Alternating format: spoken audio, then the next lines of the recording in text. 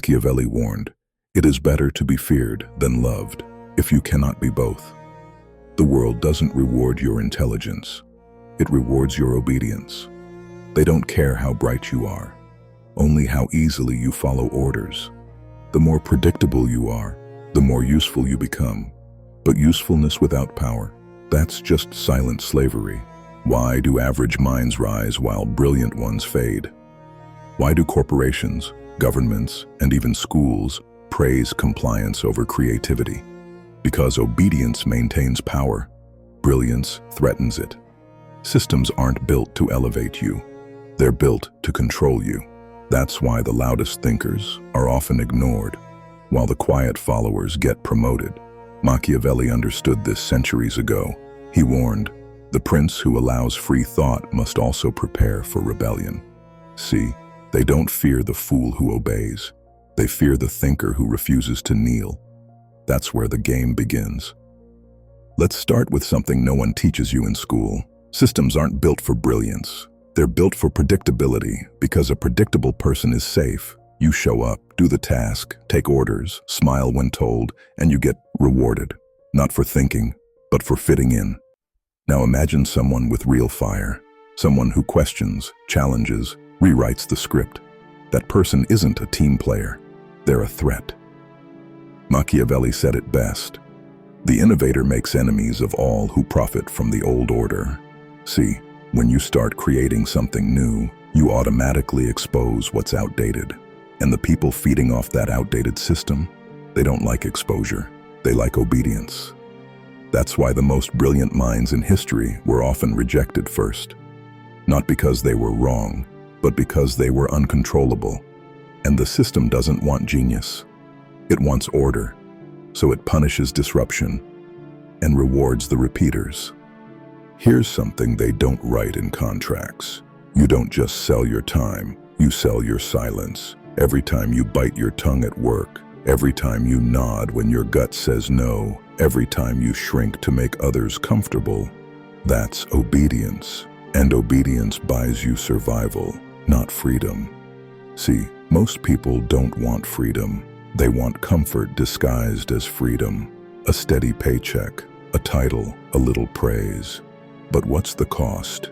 Your brilliance. Because to stay comfortable, you have to play dumb at the right moments. You have to hold back ideas that threaten your boss.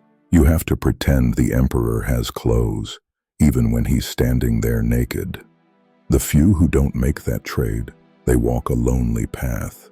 They get called difficult, arrogant, disruptive. But history has a funny habit. It crucifies rebels, then builds statues of them later. Machiavelli knew the truth. The world praises rebels only after it no longer fears them. So ask yourself, do you want comfort in a cage or brilliance in the wild? It's one of the oldest tragedies. A brilliant mind walks into the room, sharp, insightful, unfiltered, and within weeks, everyone's smiling less around them. Why? Because intelligence, without strategy, becomes a threat, a mirror too clear, a fire too hot. It forces people to confront their mediocrity, and mediocrity doesn't forgive that easily. Machiavelli warned, "He who shows all his cards invites his own defeat."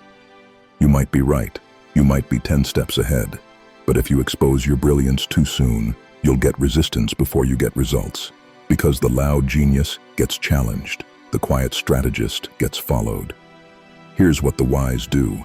They don't rush to prove themselves. They plant ideas like seeds. They let others feel like it was their decision. And by the time the room realizes who held the real power, it's too late to resist. Brilliance alone is loud, but brilliance with strategy, that's silent power, and silent power always wins. There's a brutal rule in every hierarchy. If you make the master feel secure, you rise. If you make them feel small, you're erased. Corporations don't promote the smartest, they promote the safest. The one who nods, follows, delivers, without shaking the foundation. It's not about your talent, it's about how well your talent serves their system. Machiavelli understood this centuries ago. He warned princes to reward those who protect the crown, not question it. That's why the world is full of mid-level geniuses, taking orders from average men in higher chairs. The moment you outshine the master, you trigger his fear. And fear, in the world of power, demands removal. Law 1 of the 48 laws of power says it cold. Never outshine the master. So what do? Play the long game. Hide the full weight of your mind. Serve strategically, not submissively. You don't need to be seen too soon. You only need to be positioned when it matters. Because those who shine too bright too early burn out under the spotlight of someone else's ego. They'll tell you you're winning when you're really just moving faster in the same cage. The system doesn't fight ambition, it absorbs it. It throws you a title, a raise, a pat on the back, not because you're free, but because now you're invested. They let you taste the fruit, as long as you never plant your own tree.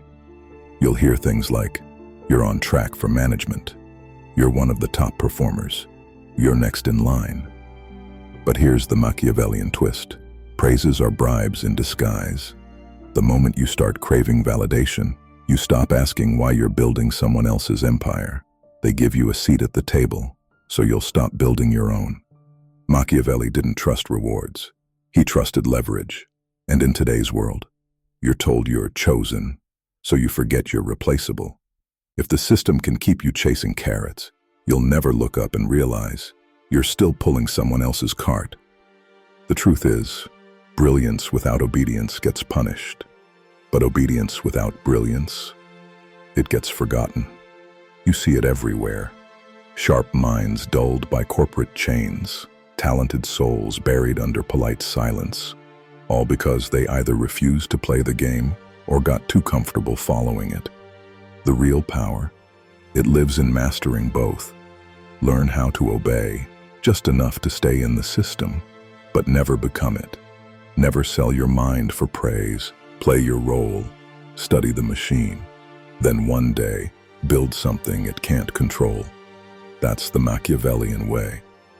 At first, they'll applaud you, call you unique, a breath of fresh air, but keep thinking for yourself and watch how fast that applause turns into silence, then laughter, then exile.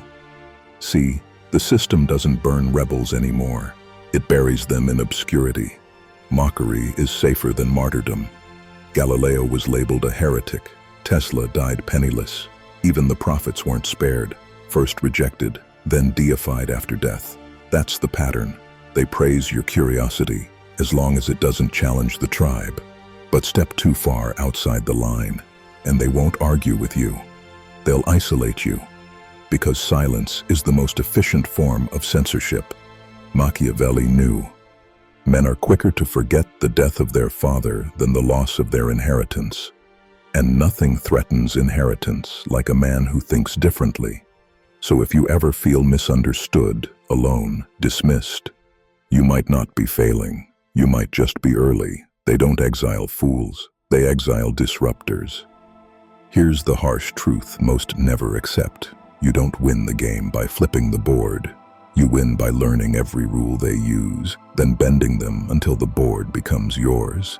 The Machiavellian doesn't scream rebellion. He walks into the palace, smiling.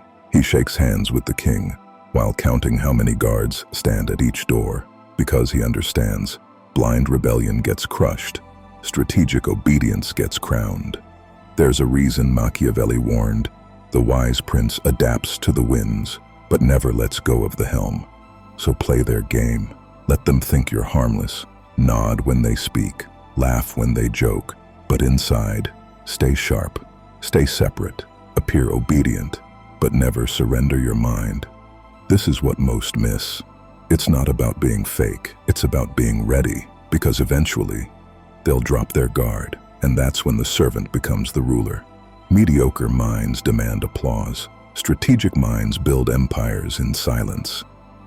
The loudest one in the room isn't the most powerful. They're usually the most insecure. True brilliance. It moves in silence. It doesn't announce itself. It reveals itself when the time is right. Machiavelli understood this deeply.